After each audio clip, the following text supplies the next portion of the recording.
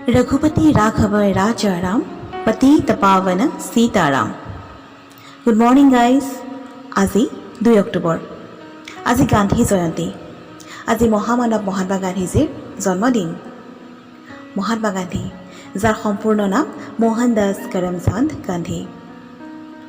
1869 চনৰ 2 অক্টোবৰ তাৰিখে গুজৰাটৰ পোৰবন্দৰ জিলাত মহাত্মা গান্ধীজীৰ জন্ম হৈছিল। তেখেতৰ দেউতাকৰ নাম আছিল কৰমচাঁদ গান্ধী।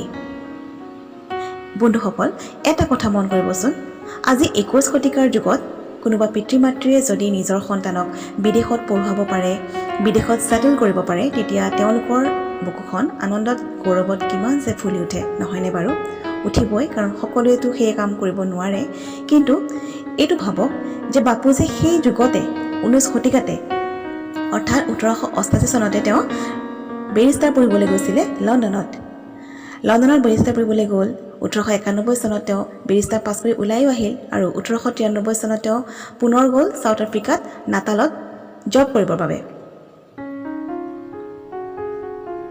ইচ্ছা কৰা হ'লে বাপুৱে কিমান সুখ স্বাচ্ছন্দ্য এটা জীৱন অতিবাহিত কৰিব পাৰিলে হয়, ভাবি চাইছিলে বাৰু? কিন্তু তেওঁ সেইটো জীৱন আঁকোৱালি নলৈ তেওঁ সদায় নিপীড়িত জনতাৰ লগতেই আছিলে। -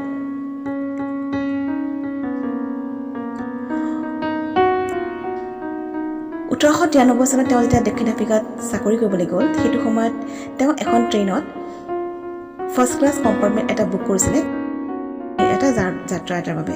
কিন্তু এজন চেতকায়ে তেওঁক সেই কম্পাৰ্টমেণ্টৰ পৰা গটা মাৰি উলিয়াই দিছিলে, কাৰণ সেই কম্পাৰ্টমেণ্টটো এজন চেতকাই ব্যক্তিয়ে বাপুৱে বুক কৰাৰ পিছত এজন চেতকাই ব্যক্তিয়ে বুক কৰিছিলে আৰু বাপুক পঠিয়াই দিছিলে ক'লে থাৰ্ড ক্লাছ কম্পাৰ্টমেণ্টলৈ।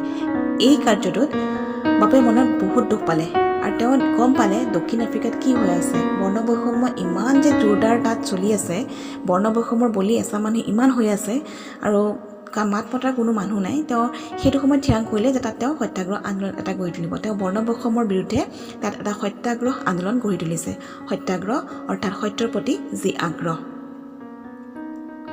অৱশেষত তেওঁ দক্ষিণ আফ্ৰিকাত গঢ়ি তোলা সেই সত্যাগ্ৰহ আন্দোলনত জয়ীও হ'ল, যদিও বা বাপুক সেই আন্দোলনৰ বাবে 6 বছৰ জেললৈ পঠিওৱা হৈছিল। অৱশেষত তেওঁ জেলৰ পৰা মুক্তিও পালে, তেওঁ জয়ীও হ'ল আন্দোলনত আৰু 1915 চনত পুনৰ তেওঁ ভাৰতভূমিলৈ প্ৰত্যাৱৰ্তন কৰে।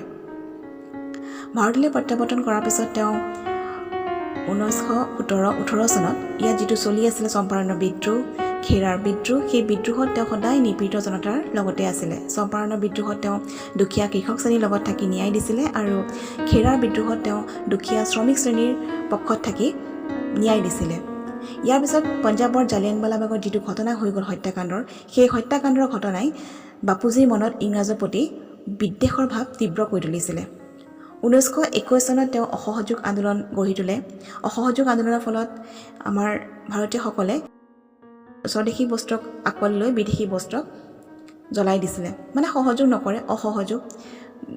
অফিচ কাছাৰী যোৱা বন্ধ কৰি দিছিলে, মানে ব্ৰিটিছৰ একো বস্তুৱে মানে গ্ৰহণ নকৰাৰ সিদ্ধান্ত গ্ৰহণ কৰিছিলে। এই কাৰ্যত কিন্তু ব্ৰিটিছ চৰকাৰে অলপ হ'লেও লৰিছিলে, অলপ হ'লেও মানে শংকিত হৈছিলে।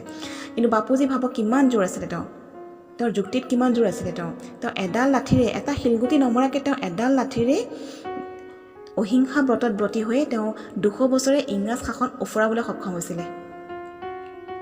গতিকে সেইজন মহামানৱক আজি তেওঁৰ জন্মদিনত সমগ্ৰ দেশবাসীৰ লগতে ময়ো শ্ৰদ্ধাৰে সোঁৱৰণ কৰিছোঁ।